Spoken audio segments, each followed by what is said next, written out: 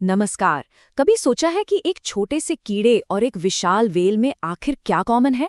आज हम animal kingdom के इसी कमाल के राज से पर्दा उठाने वाले हैं। एक ऐसे सफर पर जहां सबसे सिंपल जीव से लेकर सबसे कॉम्प्लेक्स प्राणी तक सब एक दूसरे से जुड़े हुए हैं। जरा इस नंबर पर गौर कीजिए, 10 लाख से भी ज्यादा। ये उन एनिमल स्पीसीज की संख्या है जिनके बारे में हम जानते हैं। इतनी बड़ी संख्या को एक साथ समझना तो लगभग नामुमकिन सा लगता है ना? यहीं से साइंटिस्ट का जासूसी वाला काम शुरू होता है, जिसे हम कहते हैं क्लासिफिकेशन।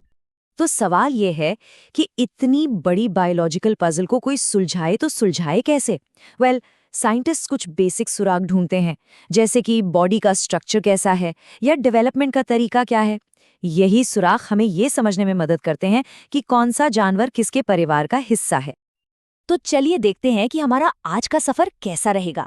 हम लाइफ के इस विशाल पेड़ की जड़ों से शुरू करेंगे, इसकी अलग अलग शाखाओं पर जाएंगे और आखिर में ये भी देखेंगे कि इस कमाल की कहानी में हम इंसान कहाँ फिट होते हैं। ठीक है, तो शुरू करते हैं।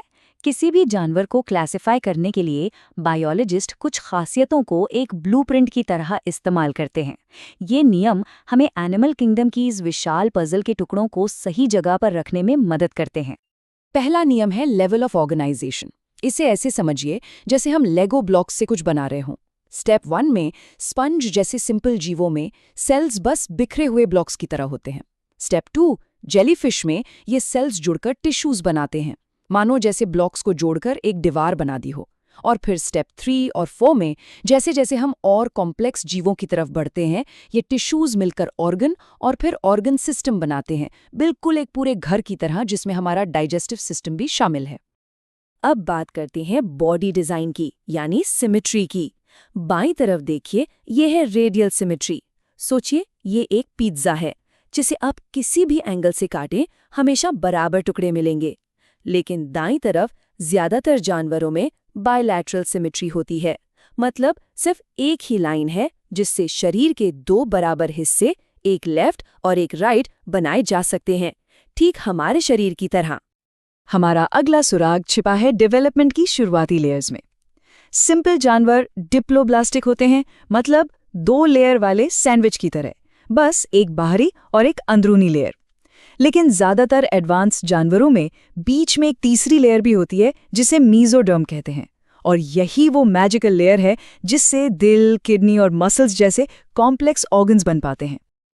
आप जरा उस बीच वाली लेयर के अंदर देखते हैं। कई जानवरों में वहाँ एक खास खाली जगह होती है जिसे प्रगुहा या सीलोम कहते हैं। ये सिर्फ खाली जगह नहीं है, ये हमारे ऑर्गन्स के लिए एक प्रोटेक्टिव कुशन की तरह काम करती है, उन्हें झटकों से बचाती है और उन्हें बढ़ने और काम करने की जगह देती है। और ये बॉडी कैविटी एक बहुत बड़ा सुराग है। कुछ जानवरों में ये होती ही नहीं, कुछ में एक झूठी कैविटी होती है जो ठीक से बनी नहीं होती। और फिर एडवांस जानवरों में एक ट्रू कैविटी होती है जो पूरी तरह से उस बीच वाली लेयर से घिरी होती है।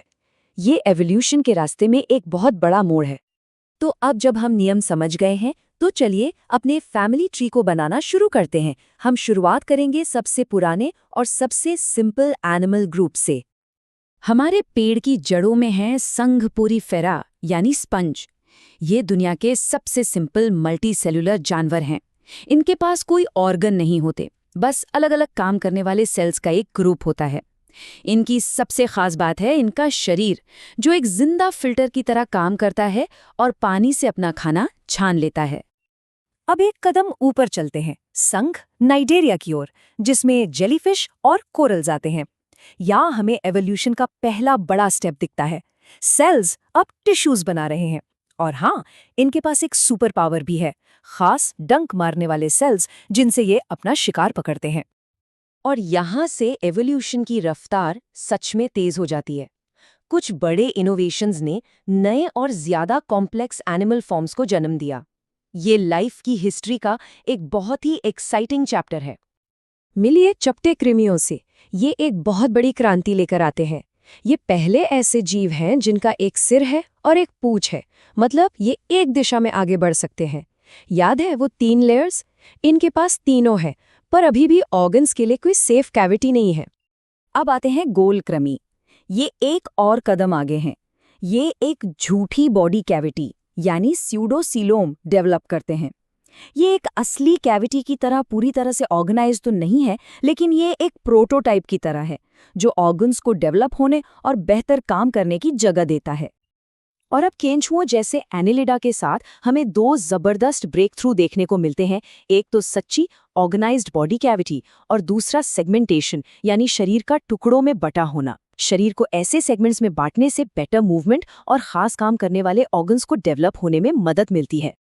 अब हम उन 3 अविश्वसनीय रूप से कामयाब संघों की तरफ बढ़ते हैं जो आज पूरी धरती पर छाए हुए हैं। ये हमारे फैमिली ट्री की सबसे बड़ी और मजबूत शाखाएं हैं। जरा इस चार्ट को देखिए, ये सच में दिमाग घुमा देने वाला है। धरती पर मौजूद हर 3 में से 2 एनिमल स्पीशीज आर्थ्रोपोड हैं, यानी कीड़े, मकड़ियां और केकड़े। ये एक ऐसा दबदबा है जो हमारे प्लैनेट के हर इकोसिस्टम पर असर डालता है। तो इनकी कामयाबी का राज क्या है? 3 चीजें। एक बाहरी कवच जो प्रोटेक्शन देता है, एक सेगमेंटेड बॉडी और सबसे जरूरी जॉइंटेड पैर। इन खासियतों ने इन्हें धरती के लगभग हर कोने पर राज करने में मदद की है। आर्थ्रोपोड के बाद दूसरा सबसे बड़ा और डाइवर्स ग्रुप है मोलस्का। सोचिए, एक तरफ बगीचे में रेंगने वाला घोंगा है तो दूसरी तरफ समंदर की गहराइयों में रहने वाला इंटेलिजेंट ऑक्टोपस। इन सभी का शरीर सॉफ्ट होता है और कई के पास खुद को बचाने के लिए एक हार्ड शेल होता है। चलिए अब कहानी को अपनी तरफ लाते हैं और उस संघ पर फोकस करते हैं जिसमें हम इंसान भी शामिल हैं, कॉर्डेट्स।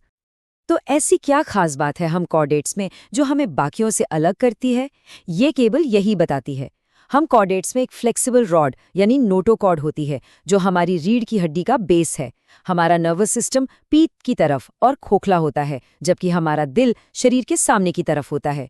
ये कुछ बेसिक डिजाइन के फर्क हैं। ये एक बहुत जरूरी बात है।